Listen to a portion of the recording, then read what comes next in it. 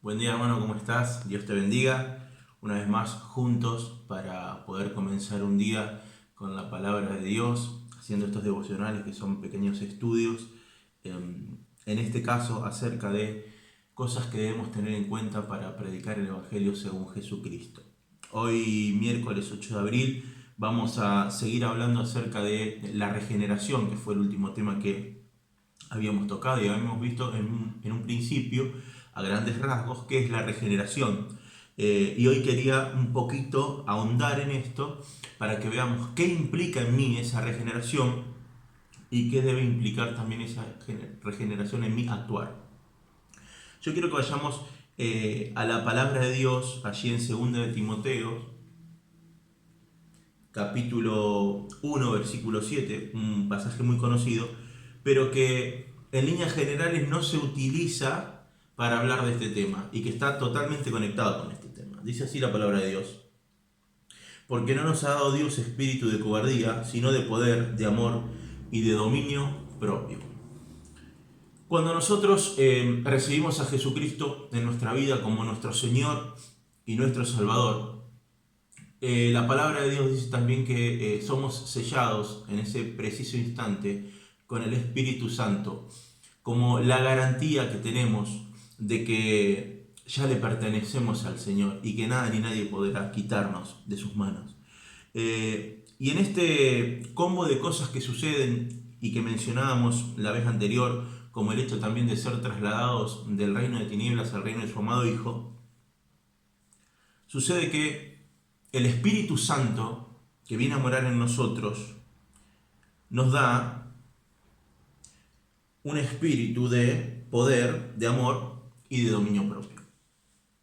Déjeme hacer un poquitito de historia espiritual.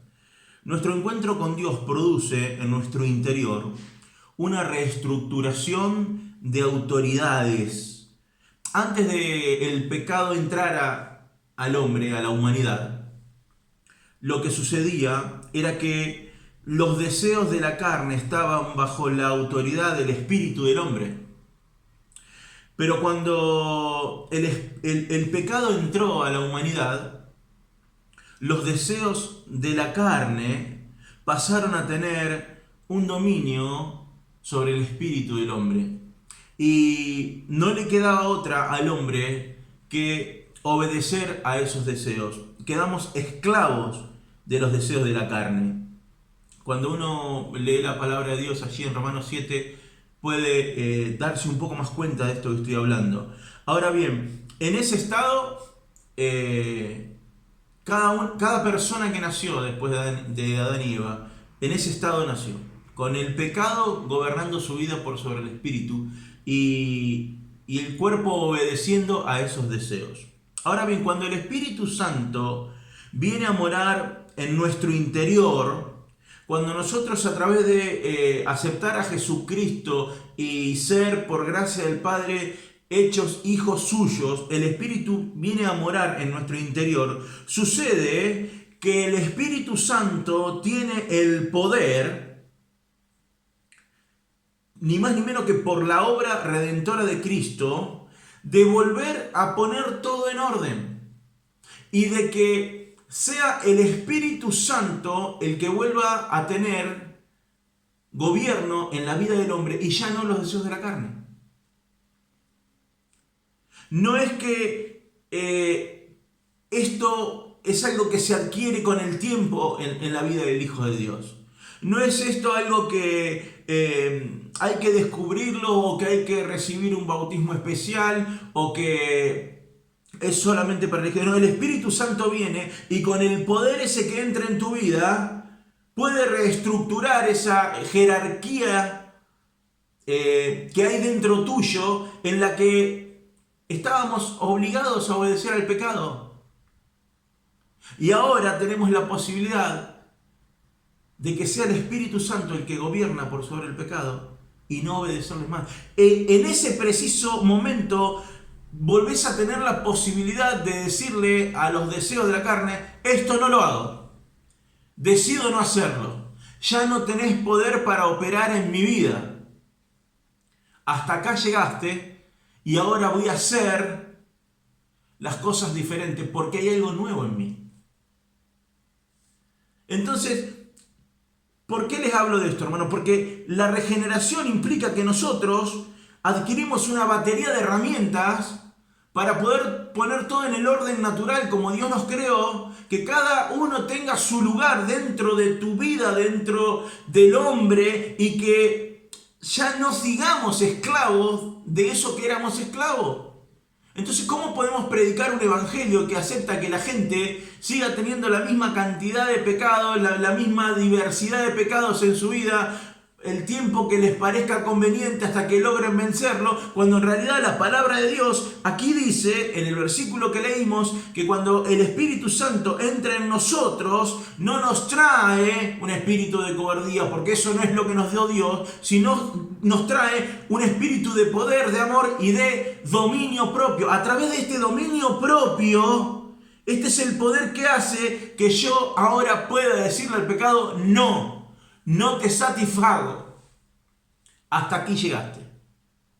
Y nosotros, hermanos, tenemos el deber de predicar un evangelio donde podamos informarle a las personas que las herramientas hay que usarlas desde el primer día, que cuando vos le decías a Cristo, sí, te acepto, desde ese día tenés el poder y el deber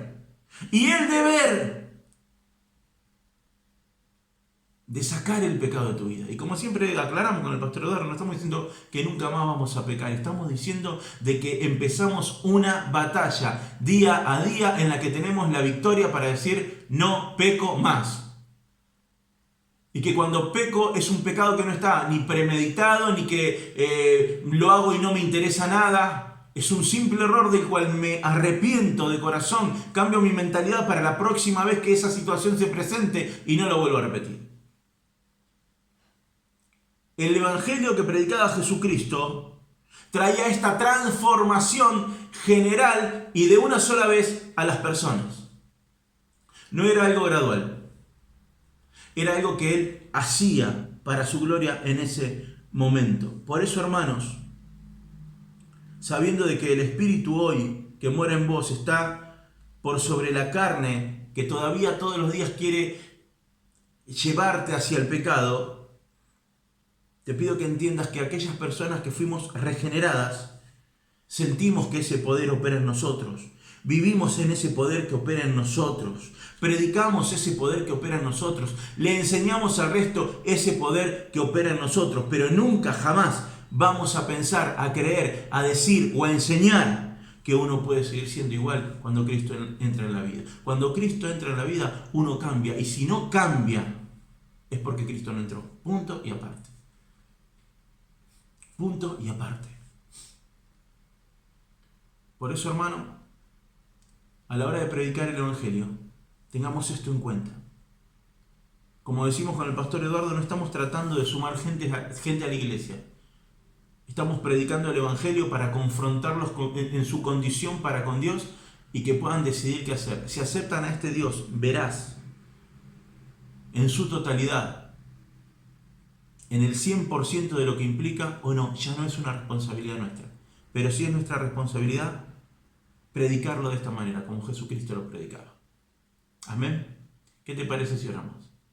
Papá, te damos gracias por un día más de vida, por tu amor, por tu misericordia y por tu obra completa en nuestras vidas, Señor. Te pedimos en el nombre de Jesús que nos des sabiduría para que podamos transmitirlo bien a cada una de las personas que tú nos presentes en este tiempo. Señor, en lo que tengamos que cambiar, si aún en este tema algunos hermanos estaban equivocados y no lo estaban entendiendo bien, que hoy en el nombre de Jesús y por el poder de tu Espíritu Santo que mora en ellos, puedan establecer ese dominio, ese gobierno del Espíritu Santo en sus vidas y decirle ya no, ya basta a la carne, al pecado. Padre Santo, te doy gracias por todo lo que nos estás dando en este tema y por el amor incondicional que podemos ver desde tu misma presencia hasta cada uno de nuestros hogares, para que podamos seguir estando juntos, nutridos por tu palabra y con el mismo deseo siempre de glorificar tu nombre. Te alabamos en el nombre poderoso de Jesús. Amén y amén. Dios te bendiga, hermano.